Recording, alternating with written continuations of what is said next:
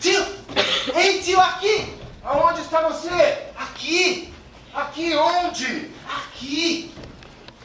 Um cachorro falante. Ora, sou eu, seu sobrinho Kirikou.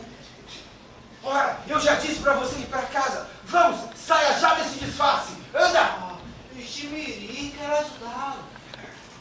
Você não pode me ajudar. O que está para acontecer não é para crianças.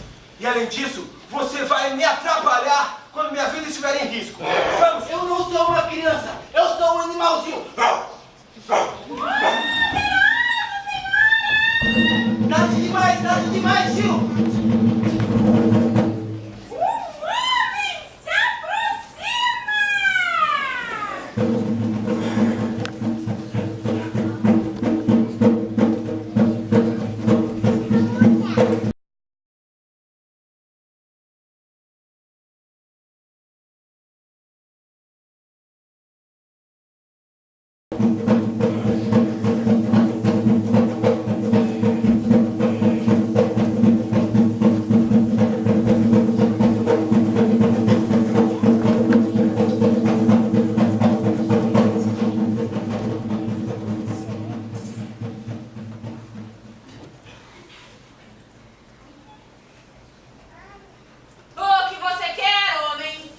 O que você quer para parar de nos amedrontar, nos torturar, roubar nossa água e nos matar?